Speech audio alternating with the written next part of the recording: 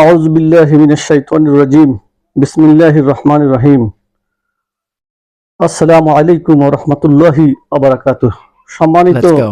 বন্ধুগণ, মুসলিম ভাই বোনেরা এবং সাধারণ যারা ভিন্ন ভিন্ন ধর্মের আছেন, যারা আমার ভিডিওটি দেখবেন শুনবেন, তাদের সকলকে আবারও শুভেচ্ছা জানাচ্ছি। বন্ধুগণ, সংক্ষেপে আমি একটি তথ্য দিচ্ছি। আরবি বনাম বাংলা, অর্থাৎ আরবি ভাষা থেকে যখন আমরা বাংলায় বলার চেষ্টা করি, তখন আমাদের কিন্তু এখানে বলাতে এবং লেখাতে, বিশেষ করে বাংলাদেশে ব্যাপক কিন্তু বিভ্রান্তি আমরা পরিলক্ষিত করেছি বা করছি। এর এর বিষয় হলো, দেখবেন যে আমরা অনেক সময় নামের শুরুতে মোহাম্মদ লিখি, ময়কার দিয়ে মোহাম্মদ লিখি। তো আরবি ভাষায় ওকার যে স্বরচিহ্ন যেটি আছে বাংলায়, সেটি কিন্তু আরবি ভাষায় ব্যবহৃত হয় না। অর্থাৎ আরবি ভাষায় ব্যবহৃত হয় রস্যিকার, যেমন জেরে, যেমন আলিফ জের ই, এটি রস্যিকার হিসেবে ব্যবহৃত হয়। আর আকারটা ব্যবহৃত হয় জবরে, যেমন বা জবর বা, বা বাজের বি। এবং রস্যুকারটা ব্যবহৃত হয় বা পেশ বু। তাহলে আরবি ভাষার ভিতরে যদি আমরা লক্ষ্য করি, তাহলে দেখব যে আকার, রস্যিকার এবং রস্যুকার, এই তিনটি স্বরচিহ্ন বা এই তিনটি কার কিন্তু বানান ব্যবহৃত হয়। তো সেই ক্ষেত্রে যখন আমরা আরবি ভাষা থেকে বাংলায় আমরা বাংলায় লেখার চেষ্টা করি, সেক্ষেত্রে আমাদের দেশে ব্যাপক ধরনের ভুল পরিলক্ষিত হয়।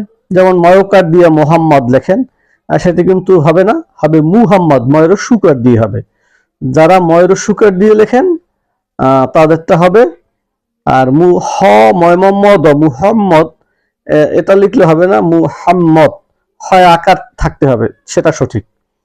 দ্বিতীয়, কিন্তু অনেকেই ময়কার দিয়ে দুইটা শূন্য দিয়ে দেন, সেটাও ভুল। আবার অনেকে লেখে মোসাম্মাত, মোসাম্মাত, যে মেয়েদের ক্ষেত্রে মোসাম্মাত লিখে থাকেন, এটিও কিন্তু একটি চরম ভুল।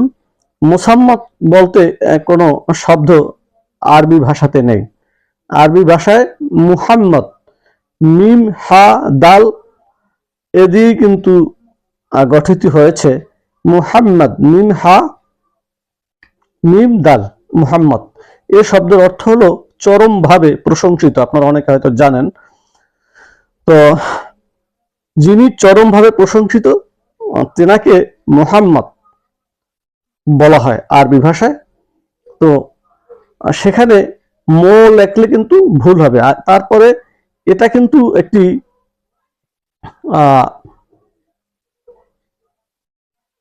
ইসমে ফাইল মুবালাগার শব্দ। তো যেটা এসএম, সেটার কিন্তু ওই স্ত্রীলিঙ্গ পুল্লিঙ্গ আমরা বাংলা ভাষাভাষী লোকেরা আমরা কিন্তু বানিয়ে নিয়েছি আমাদের মতো করে। এখানে স্ত্রীলিঙ্গ পুল্লিঙ্গ এটি বোঝানোর কোনো প্রশংসিত, তিনি পুরুষও হতে পারেন, তিনি মহিলাও হতে পারেন। এটি এখানে কোনো লিঙ্গান্তরণের কোনো বিষয় নেই।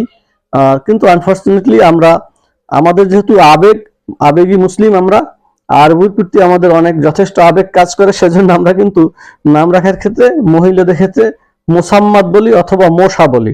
ময়কার তালাব দন্তস্ব একার দুইটা শূন্য দিদি মোশা।